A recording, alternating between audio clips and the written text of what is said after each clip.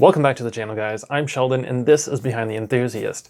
I know it's been a while, but I figured I would get some more Harley content out for you guys finally after going to a couple of shows. We went to the boat show, went to the motorcycle show, where we saw a bunch of different bikes, and one of those bikes in particular, I actually got to sit on it, and it's the first time I've ever seen this brand in person. And it's the first time I'm ever going to be talking about this brand on the channel. An actual video dedicated to it, and that would be Indian motorcycles. So today we are going to be discussing whether or not you should buy an FTR 1200. Now, I know some of you are probably thinking, wait a minute, why are we talking about this bike? Well, a lot of things have happened recently, basically at the beginning of 2025. And so we're going to slowly get into all of those details and figure out whether or not an FTR 1200 deserves to be in your garage when compared to a Sportster S. Yes, this is still a heads up or head-to-head versus type of video. And so we're going to be starting off with the price of both of these machines. We're going to be starting off with the 2024 models. There's a good reason for that. I'll explain in a minute, just wait. So the 2024 FTR 1200 came in at $16,699 MSRP. So again, I'm in Canada, so these are Canadian prices. That doesn't include any of your, dealer fees or freight or anything like that. So let's round up and try to keep things simple here. $16,700, right? For an FTR 1200 base model. Now, this will go up in price depending on if you are looking at some of the other variants. The 100% R carbon model, that one was about $22,000, and that is the most expensive variant that you guys can get.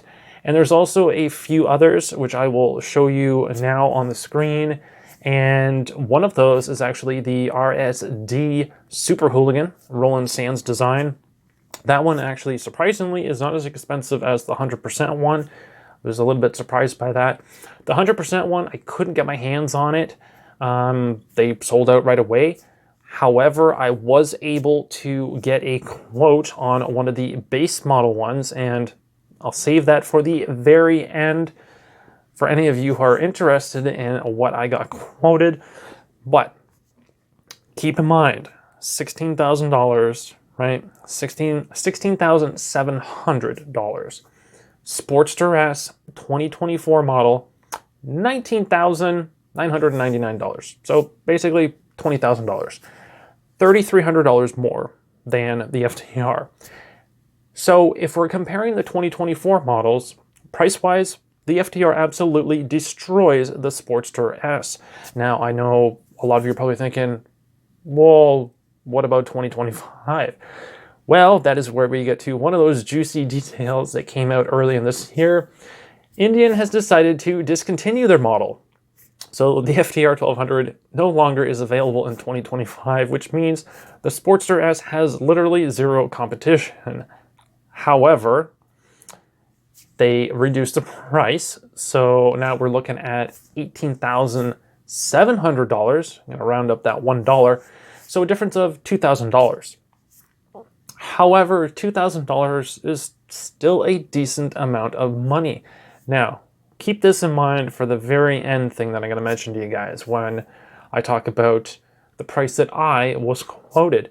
So even if we're comparing an NOS 2024 brand new FTR 1200 sitting on the showroom floor at MSRP, it is still $2,000 cheaper than a 2025 Sportster S.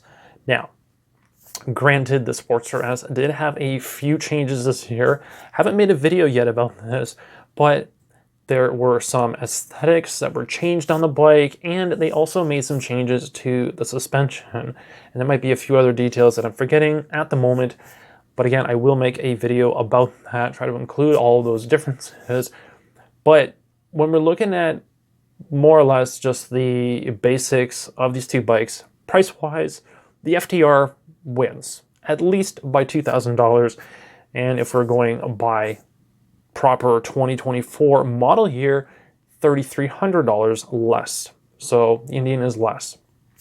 Now, if we're looking at the motor, so the performance of the bikes, well, the FTR has a 1203cc engine compared to the Sportster S, which has a 1252 horsepower, 120 horsepower compared to 121 on the Sportster S. So the Sportster S wins by 1, which is, kind of a mute point. However, torque numbers, the Indian has 87 torque and the Harley 94. Weight, this was running weight, so wet weight, so all loaded up with fuel and everything. 514 pounds for the FTR and 502 for the Sportster S. So the Harley wins by 12 pounds there, which, there's a slight advantage by all means. However, the part that I found most interesting between the two models was that the transmissions, they are both 6 speeds, so literally no difference there. It's literally a tie for the transmissions. They both have LEDs. They both have Brembos. And the other thing that they both have going for them is that, well, if you're talking about the 2025 model, there's that upgrade of suspension from the Sportster S. You guys know from me riding that bike, I complained so much about the suspension.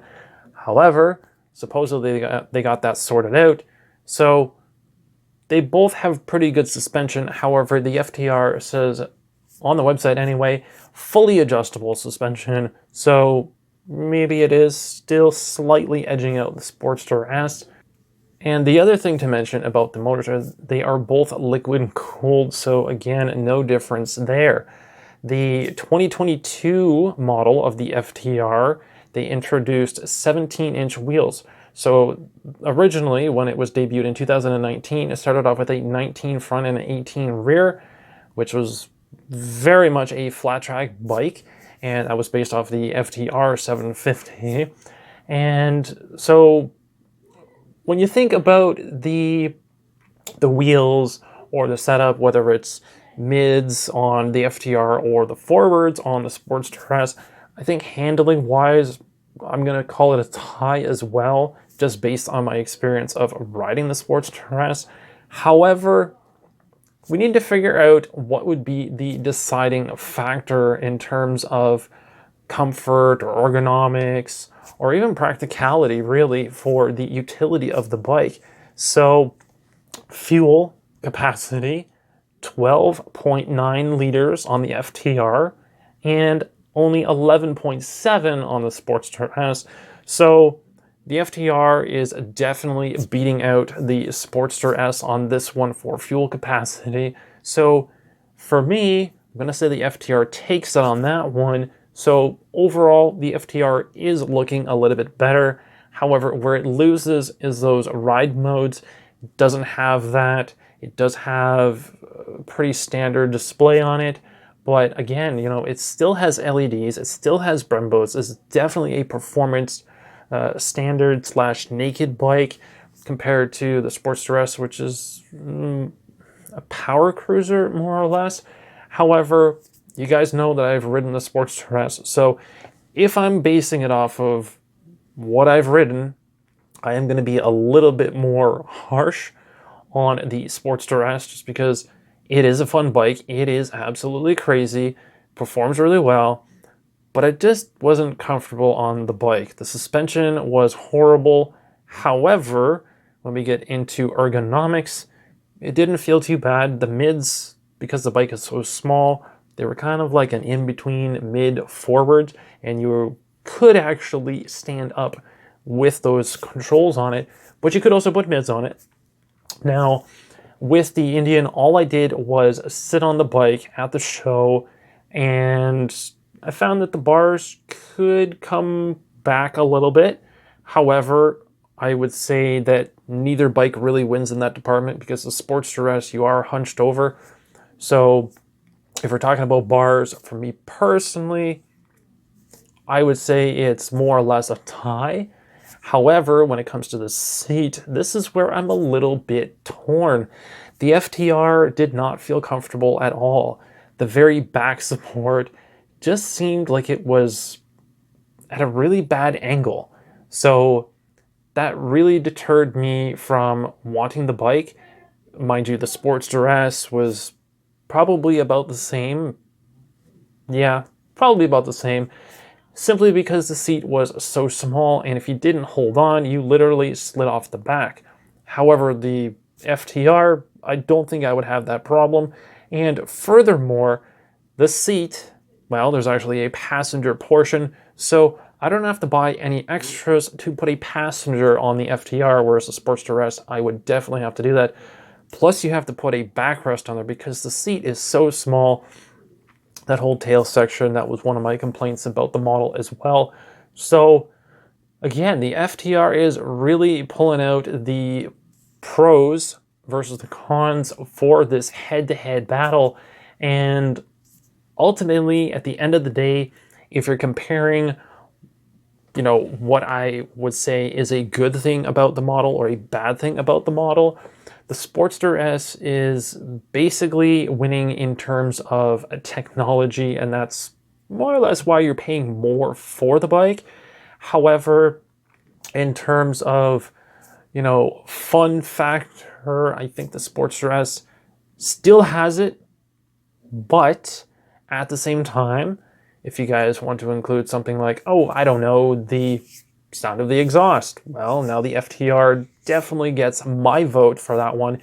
The FTR definitely sounds like that true V-twin, the old Evo Sportster models, right, that we've retired from Harley. We don't really get that with the RevMax motors. So I'm not too fond of the Sportster S in that sense.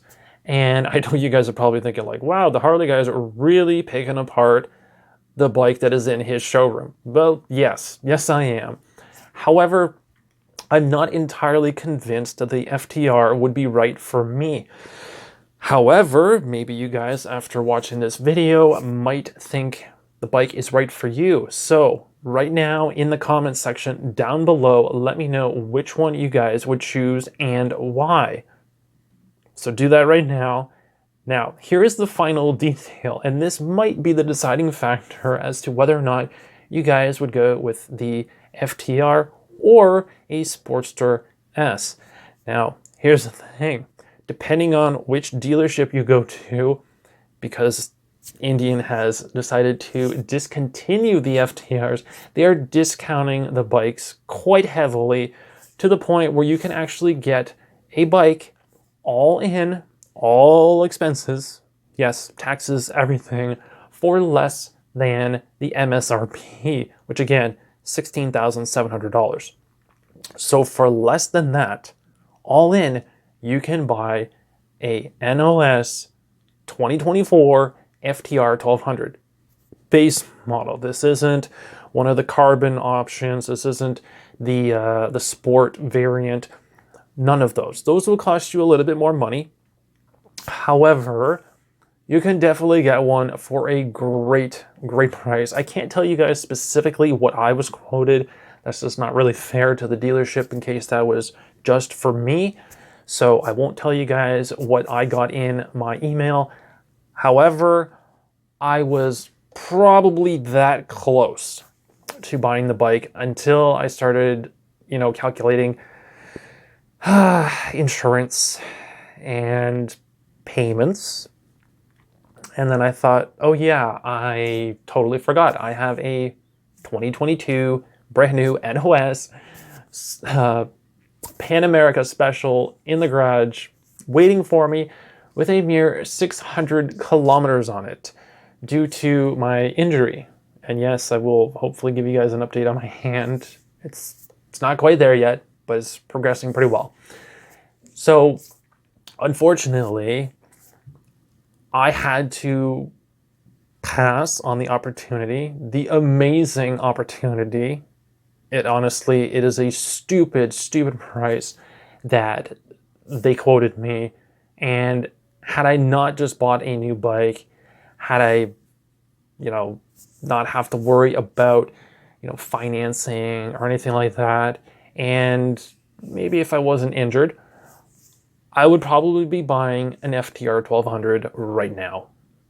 I would have called the dealership up, given my deposit, and bought the bike.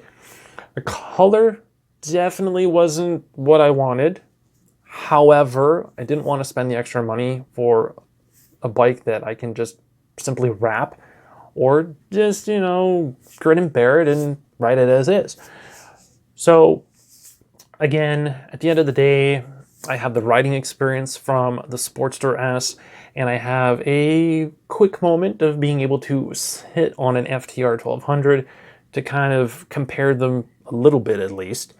And obviously on paper, the Sportster S and FTR, they're pretty even, I would say, for the most part. However, depending on which ones which features you guys prefer, I would say the FTR is probably going to win 99% of the time. So, or even let's say 9 times out of 10, or even 8 times out of 10. I think a lot of people who, are keeping, their budget in mind are probably going to go and pick up a 2024 FTR 1200 from one of the dealerships that still have them. There's a few around, and depending on which model you want, you might get a really good deal on them. You might even, you might get a surprise. A dealership might go pretty crazy on the price and you'll get it. But at the end of the day, the bike was made from 2019 to 2024. I don't believe they've actually made any in 2025 because they did announce it being discontinued.